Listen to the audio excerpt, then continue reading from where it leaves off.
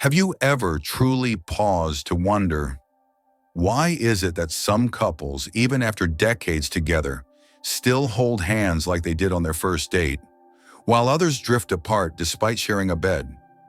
What separates intimacy that fades from the kind that deepens with time?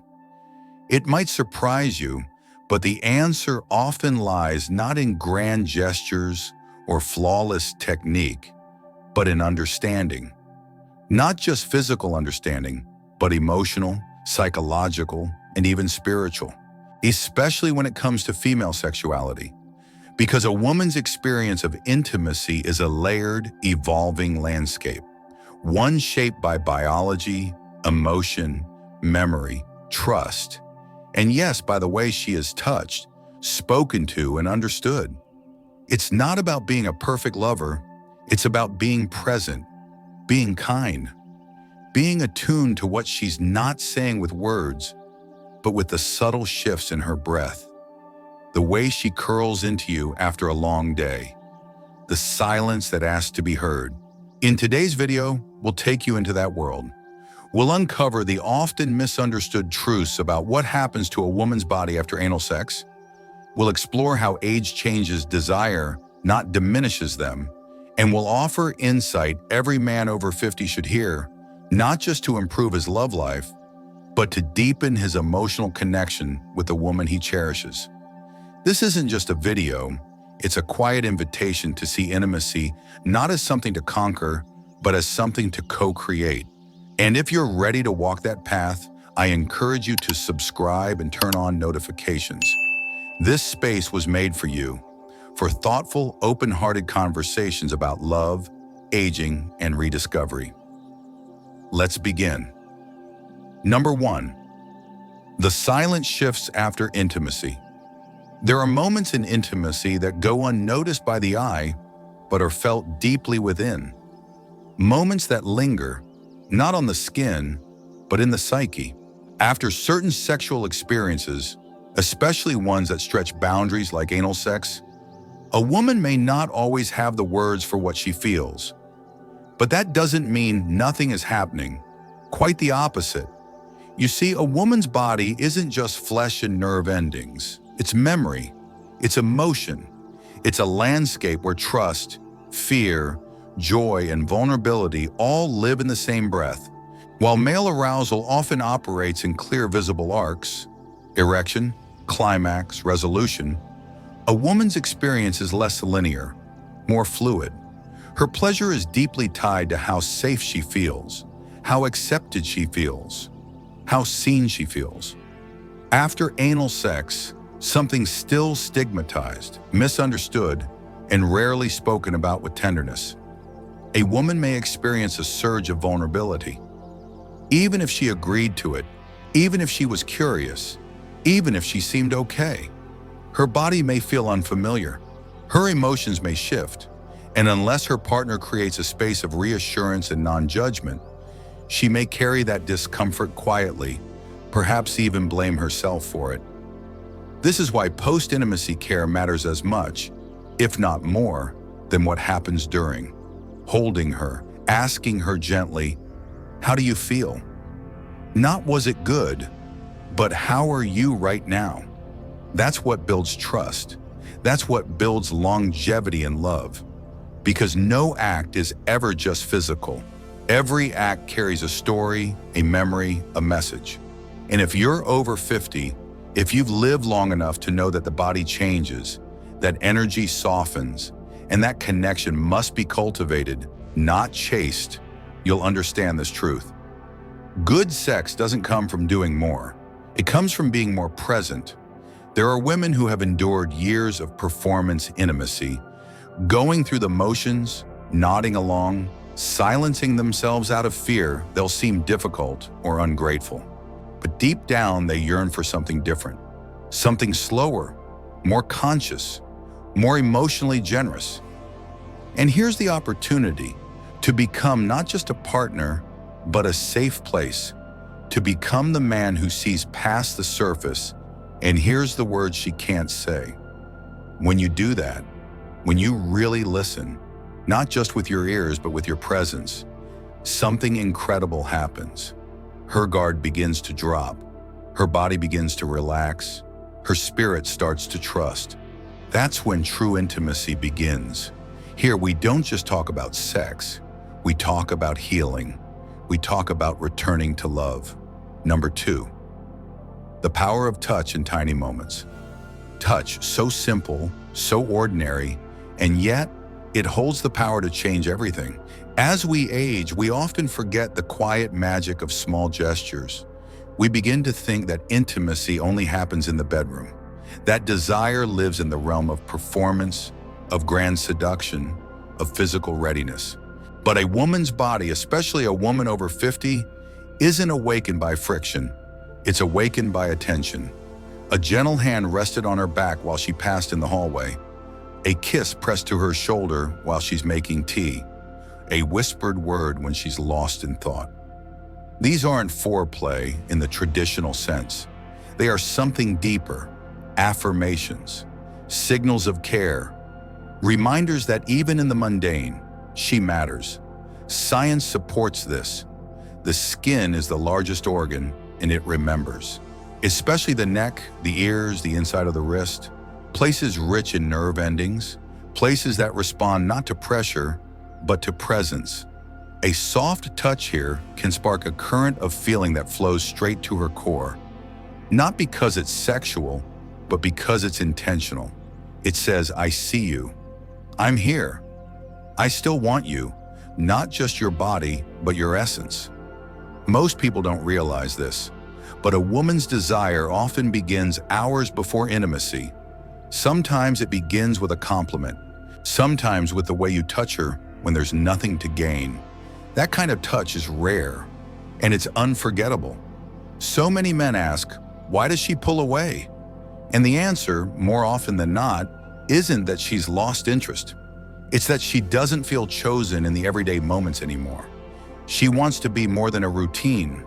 She wants to be cherished again for who she is now, not who she was 20 years ago.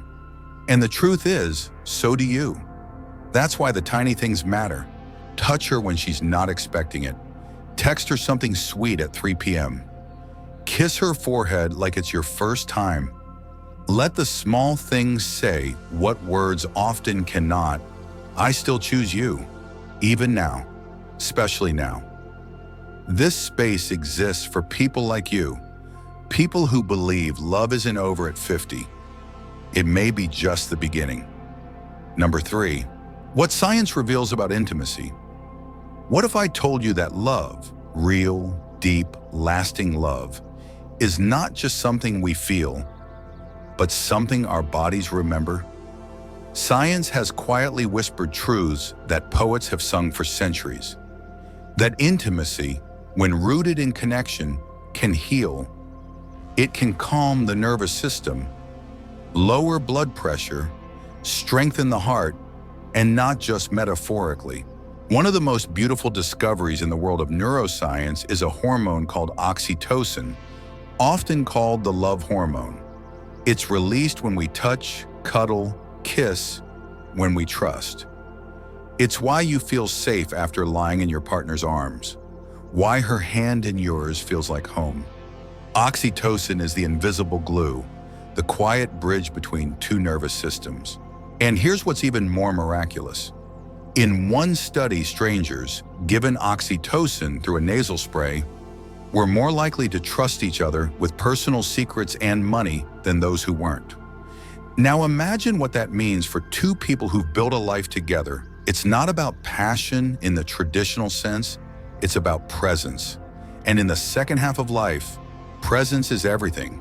You don't need to do more, you need to be more. More open, more patient, more in tune. Let me share something you might not expect. Regular intimacy, even just once a week, has been linked to a lower risk of heart disease, better sleep, fewer strokes, and even a stronger immune system. But those are just the surface level benefits. What matters? The sense of belonging, of still being wanted, of still being capable of giving and receiving pleasure. And for women especially, this connection to emotional safety and satisfaction is even stronger. A woman is far more likely to experience orgasm in a relationship where she feels emotionally secure and understood. It's not because she's complicated, it's because she's wired for depth. And when you meet her there, not just with your hands, but with your heart, her body responds with gratitude. There's something quietly revolutionary about this stage of life. You stop rushing, you stop proving, and you start listening to her, to yourself, to the moments that matter. If you're still watching, still feeling, still here, I'd love to invite you, one more time, to subscribe. Not because you have to, but because this space is about creating a community where intimacy is no longer a taboo or a task, but a celebration of everything we are at any age. Number 4, attraction is more than visual. We live in a world obsessed with what can be seen, with smooth skin, firm muscles, white teeth, and carefully curated profiles. But true attraction, the kind that makes someone lean in just a little closer when you speak, has very little to do with appearance. Especially as we age, the rules of attraction begin to shift. They soften, they deepen. You see, after 50, a woman no longer seeks the flash. She seeks presence. Not a man who looks young, but a man who feels steady. Not someone with a perfect body, but someone with a calm spirit. And believe it or not, your energy is far more magnetic than your jawline. Let me tell you something quietly powerful. Studies have shown that women are more attracted to a man's scent than his looks. Specifically, the natural musk of testosterone, the earthy, subtle aroma that tells her, this is a man who stands firm. Some colognes even attempt to mimic this primal signal, but no fragrance can replace the confidence of a man who knows who he is and carries himself with grace. Even your voice matters more than you realize. A calm, grounded tone, a gentle laugh. The way you say her name is as though you've never grown tired of it. These are the things that make her stay. And let's not forget grooming, not for vanity, but for care. A well-trimmed beard, clean hands, the subtle scent of soap. These small efforts signal something deeper. I respect myself, and by extension, I respect you. Women don't need perfection. They need attunement. They need to feel that when they speak, you're not just waiting for your turn to reply. You're truly hearing them. Attraction at this stage of life is no longer a chase. It's an invitation to be real, to be kind, to be someone who still chooses intimacy with intention. We explore how to show up in love, and sometimes that makes all the difference. Number 5, rewriting intimacy and long-term love. There's a quiet moment that comes in every long-term relationship, a pause, stillness, sometimes mistaken for distance, sometimes misread as indifference, but more often than not, it's simply life, settling in. The routines become familiar, the silences stretch longer, the glances feel more like habits than sparks. You still love each other, but you wonder, where did the fire go? Let me offer you a different perspective. The fire isn't gone.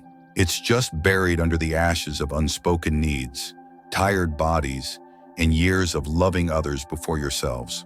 What if intimacy wasn't something you chased, but something you returned to, like a place, like a ritual? You see, the beauty of being in a long-term relationship is that you already have the roots. What you need now are the new branches, the fresh questions, the unfamiliar touches, the rediscovered curiosity. Ask her, what haven't I asked you lately? What kind of touch have you missed? What fantasy have you never said out loud? Don't be afraid of her answers. Be afraid of never asking. One of the most common myths is that passion fades because people grow apart. But in truth, they often just stop noticing each other. When you stop seeing the person in front of you, the person you share life with, it's easy for desire to feel like a distant memory. But when you look again, really look, You'll begin to see not the woman you once married, but the woman she's become. Wiser, softer in some places, stronger in others. And she deserves to be known again. Sometimes all it takes is one small change, a different position, a shared bath, a weekend away, a conversation under candlelight where phones are turned off and walls come down. This isn't about going back to how things were. It's about creating something new with who you are now.